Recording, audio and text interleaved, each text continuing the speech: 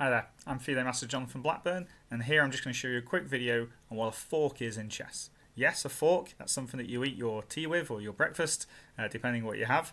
And this is a fork in chess is where you actually attack two or more pieces at the same time. So pause the video at different points if you want to have a go at trying to solve it before I show you what the move is. It's white to play in all positions, and you should have had a look at this one, and probably most of you got this one. But the idea here is that we're going to use the knight, and the knight's one of the greatest pieces to fork with because no other piece moves like a knight, and so therefore it's pretty special. A lot of people want to keep their knights on at the start, especially when you're new, because they're very tricky pieces to use. And you can see here when we move this knight into this square, we attack the king, so it's check.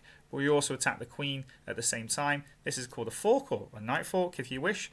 The king has to move, and then we take the queen next go, and we're a queen up. We're a knight up there after taking the queen, and therefore should go on to win this game.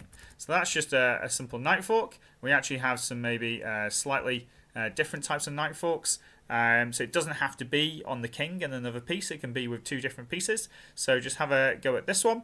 So the answer is we're going to use the knight again. And we're actually going to put our knight into this square here. And here we're actually forking the queen and the rook. And the rook is actually worth a little bit more than the knight, so it's definitely worth taking. Of course, I should imagine that black would probably want to save their queen here, probably move their queen to the side, and then we take the rook. And even though we lose our knight for it, that's still a good exchange for us there, because the knight's not worth as much as the rook. Maybe we can even take this pawn check next go as well. Have a go at this last one. So this is the slightly different one, but this is probably the one that's going to crop up more often than not when you first start playing. These are the kind of tactics here. We're actually only 4 moves into the game or so.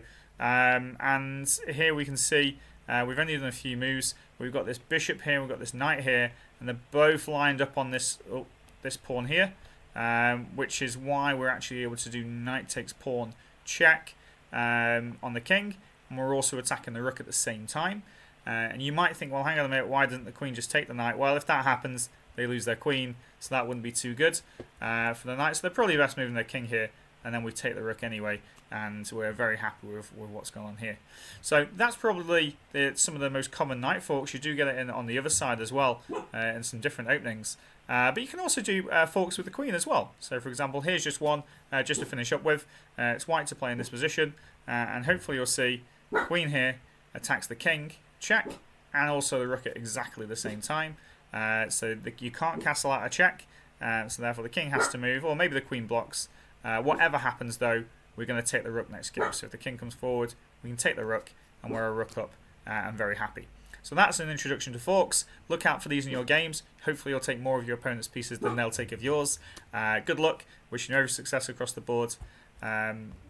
Click like, follow on the videos as well.